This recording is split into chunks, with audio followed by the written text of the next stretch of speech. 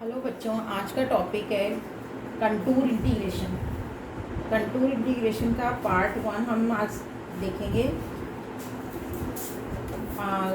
Now in contour integration सबसे पहले evaluation of real definite integral of the form. हम किस टाइप का इंटीग्रल सॉल्व करेंगे जिसकी लिमिट है 0 to 2π function of sine theta cos theta d theta. ठीक है, ये फंक्शन है साइन थीटा और कॉस थीटा का और इसकी लिमिट कितनी है 0 से 2π है। Where function of sine theta cos theta is a rational function of sine theta and cos theta.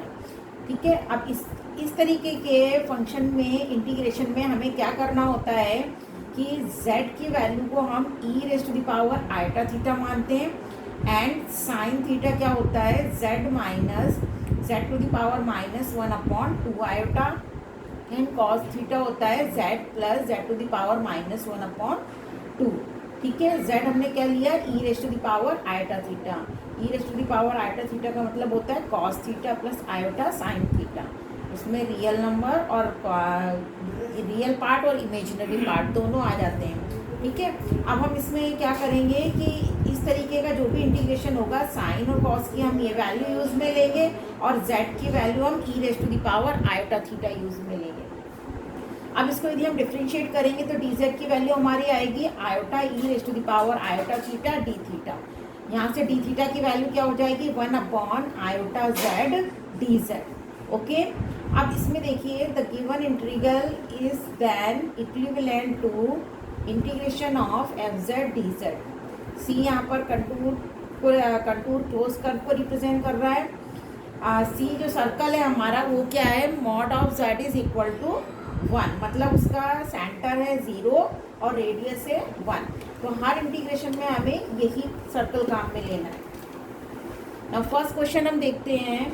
Show that integral 0 to 2π d theta upon 5 - 3 sine theta whole square is equal to 5π/32।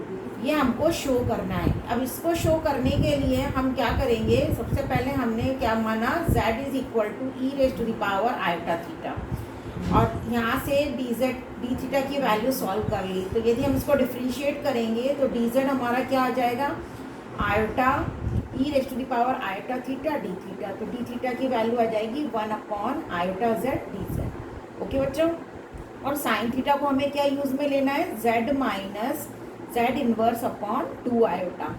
Okay, तो sine theta की जगह हमें ये value use में लेनी है और इसको और सॉल्व करें हम z⁻ को 1/z रख के एलसीएम लेके सॉल्व करेंगे तो ये आ जाएगा z² minus 1/2 iota z।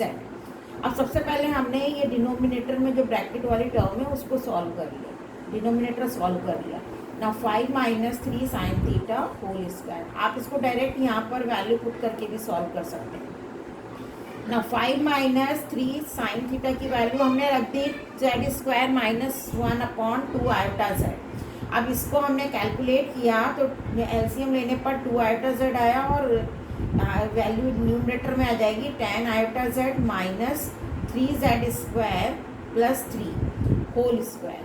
Okay बच्चों, अब हमने क्या करा इसको और सिंप्लीफाई कर लिया ना। इसमें से माइनस कॉमन लेके हमने इसका होल स्क्वायर क्वाड्रेटिक फॉर्म में लिख दिया z की और डिनोमिनेटर में हमारे पास क्या आ जाएगा 2 का स्क्वायर 4 आयोटा स्क्वायर माइनस 1 और z²।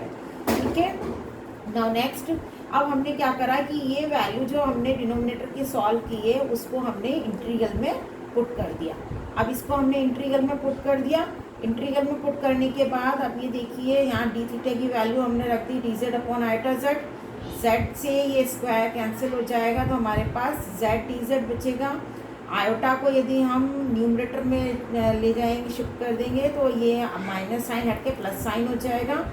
तो ये हमारे पास क्या आ जाएगा 4 iota integration of z dz upon minus 10 iota z plus 3z² minus 3 whole square. अब देखिए late f(z) is equal to, अब हमारे पास फंक्शन f(z) क्या बन रहा है z/3z² minus 10 iota z minus 3 whole square has pole of order 2। तो अब ये जो डिनोमिनेटर है इस फंक्शन का वो क्या है, पोल ऑफ ऑर्डर 2, क्योंकि इसका पोल स्क्वायर है। अब क्योंकि ये क्वाड्रेटिक इक्वेशन है z में, तो हम इसके लिए इसके रूट सॉल्व करेंगे। So z is equal to, हमने फॉर्मूला लगाया b plus minus under root B square minus 4ac का, तो ये किसके इक्वल आ गया, tan iota plus minus 8 iota upon 6, it means 3 iota and iota by 3। ये हमारे पास z के दो रूट्स आ जाएंगे। तो ये क्या है, पोल है।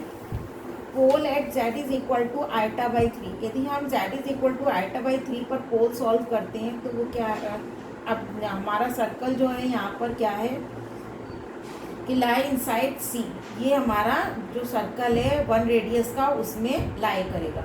लेकिन जो 3 आयोटा है, it means 3 is greater than 1 से बड़ा है, तो जो हमारी रेडियस 1 है उससे 3 ग्रेटर देन होने की वजह से ये वाला जो पोल है वो हमारे सर्कल में लाई नहीं करेगा। तो हम केवल आयोटा बाई 3 पोल को ही काम में लेंगे और उसी के लिए आगे सॉल्व करेंगे। तो now residue of F Z at Z is equal to iota by 3। अब रेजिड्यू इसका सॉल्व करेंगे। रेजिड्यू हम कैसे सॉल्व करते हैं, limit Z tends to iota by 3, differentiate 1 time करेंगे आयोटा बाई 3 पोल के लिए, बिकॉज क्योंकि पोल हमारा ऑर्डर 2 का है। तो हम कैसे लिखेंगे, z minus iota by 3 whole square F Z. अब यहाँ हमने फंक्शन एफ जेड की वैल्यू पुट कर दी, ठीक है।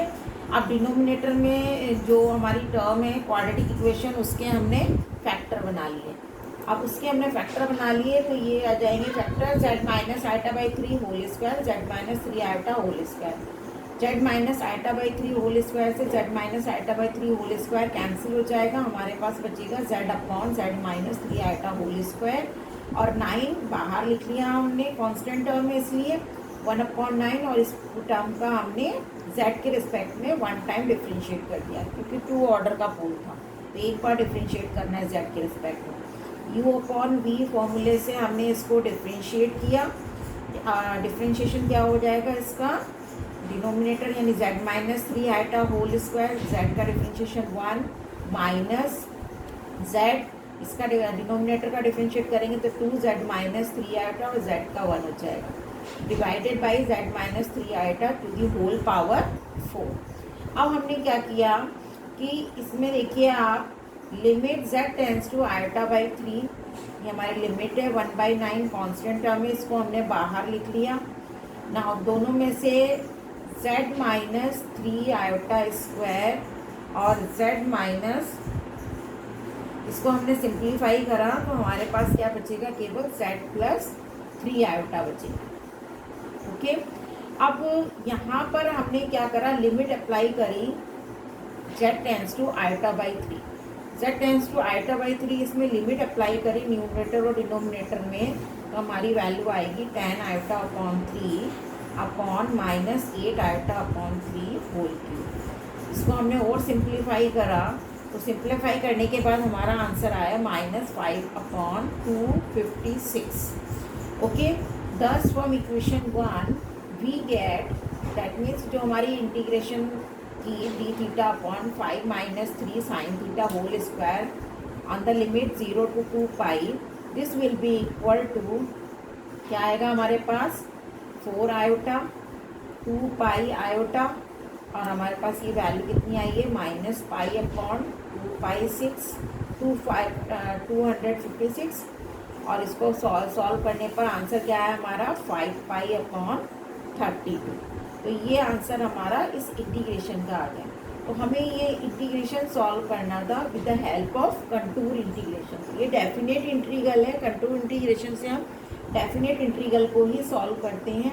अब यहाँ पर हमने डेफिनेट इंटीग्रल को जब कंटूर इंटीग्रल से सॉल्व किया तो हमारा आंसर कितना आया, 5 पाई अपॉन 32।